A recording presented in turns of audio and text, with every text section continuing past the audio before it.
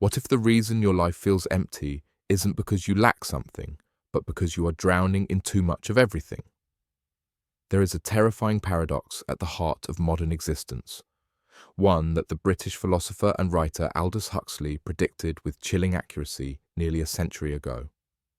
While most people fear a dystopian future where books are banned and truth is concealed by a boot stamping on a human face, the vision of George Orwell's 1984, Huxley feared something far more subtle and insidious. He feared a world where there would be no reason to ban a book, for there would be no one who wanted to read one. He feared a world where the truth would be drowned in a sea of irrelevance. He feared that we would become a trivial culture, so obsessed with pleasure, comfort, and distraction that we would voluntarily imprison ourselves in a golden cage of amusement.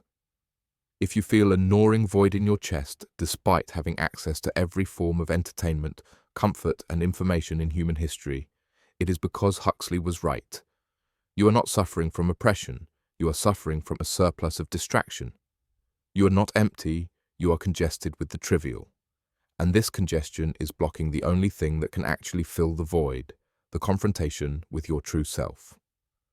Let's bring this down from the philosophical clouds and look at your actual, lived experience.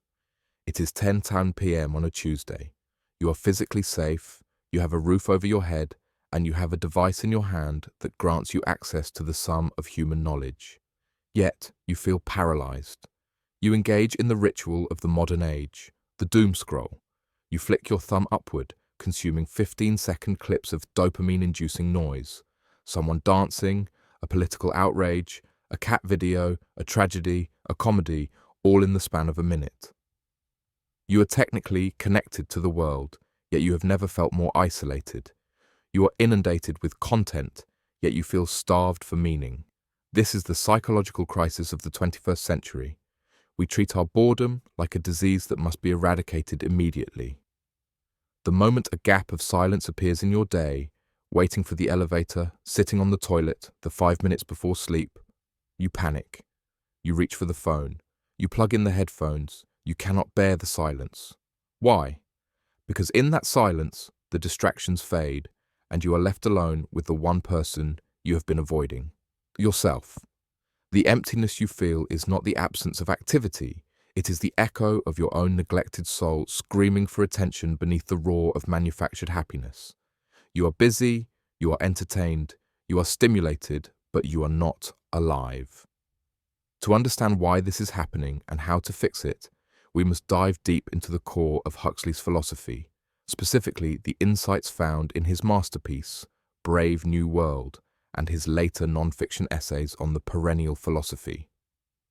In Brave New World, the citizens are not controlled by pain, they are controlled by pleasure. They are kept docile with a drug called soma. Soma is the perfect drug. It has all the advantages of Christianity and alcohol, none of their defects. It offers a holiday from reality whenever you want it. If you feel sad, take a gram of soma. If you feel anxious, take a gram. The goal of this society is stability and happiness, but the cost is the elimination of the human soul. Huxley argues that what we call happiness in this context is actually just the successful repression of reality. Real life involves suffering, conflict, aging, and doubt. By chemically or digitally scrubbing these unpleasantries from our lives, we detach ourselves from the very friction that creates meaning. Meaning is not found in a state of perpetual comfort. It is found in the struggle to overcome, in the tension between who we are and who we could be. When you numb yourself, whether through substances, Netflix binges, or infinite scrolling, you are effectively taking modern-day soma. You are putting your consciousness to sleep to avoid the pain of being awake. Furthermore, Huxley's exploration into mysticism and the doors of perception reveals that our minds are designed to filter out reality to help us survive biologically. We reduce the infinite wonder of the universe into manageable, labeled concepts. However, in our modern state, this filter has become a concrete wall. We are so obsessed with our egoic labels, our status, and our digital avatars that we have severed our connection to what Huxley called the divine ground, the fundamental, interconnected reality of existence. The emptiness you feel is a spiritual signal. It is your psyche alerting you that the soma isn't working anymore. You're gorging on the menu but never eating the meal. You have mistaken the map for the territory. The void is not a defect, it is a symptom of a life lived entirely on the surface. We have engineered a society that maximizes comfort and minimizes challenge, not realizing that human psychology requires challenge to thrive. Without the weight of responsibility or the sharp edge of reality, the human spirit floats away into a vacuum of nihilism. We have traded freedom for fun and truth for triviality, and the result is a deep, aching hollowness that no amount of entertainment can fill. So, how do we break out of this velvet prison? We cannot burn down the internet or escape to a cabin in the woods, but we can reclaim our psychological sovereignty.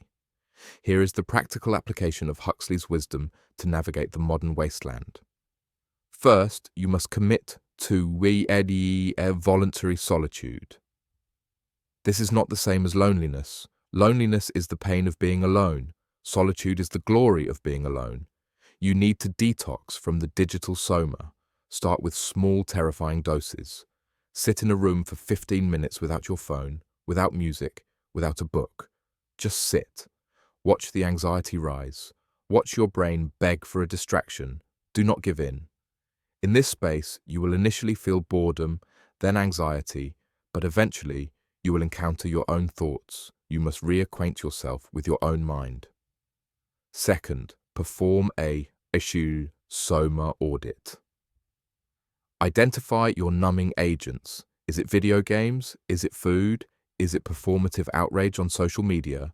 Huxley warned that we learn to love our servitude. You need to identify where you are enslaved by your own pleasures. Once identified, you don't have to eliminate them entirely, but you must strip them of their power. Turn the notifications off. Schedule the entertainment rather than using it as a default reaction to stress. Regain the power of choice. Third, reclaim your suffering. This sounds counterintuitive, but it is essential. In Brave New World, the savage demands the right to be unhappy because that is the only way to be real. Stop trying to optimize every second of your life for comfort. Do things that are difficult, physically and mentally. Lift heavy weights. Read complex philosophy that forces you to think, engage in difficult conversations you've been avoiding. Friction is the antidote to emptiness. Meaning is found in the loads we carry, not in the ease with which we avoid them. Finally, practice. Perceptual cleansing. Huxley famously wrote, "If the doors of perception were cleansed, everything would appear to man as it is, infinite. The world is not empty, it is overflowing with beauty and depth, but you are too distracted to see it. When you walk outside, actually look at the world. Do not look at it through the lens of a camera to post a story. Look at it with your eyes. Notice the texture of reality. Break the habit of labeling everything and simply experience it. The emptiness you feel is a call to arms. It is your soul waking up from a long drug-induced slumber. Do not hit the snooze button. Do not reach for the soma. Embrace the void, step into the silence, and for the first time in a long time, simply be real. The choice, as Huxley saw it, is between a comfortable captivity or a difficult, dangerous, and beautiful freedom. Choose freedom.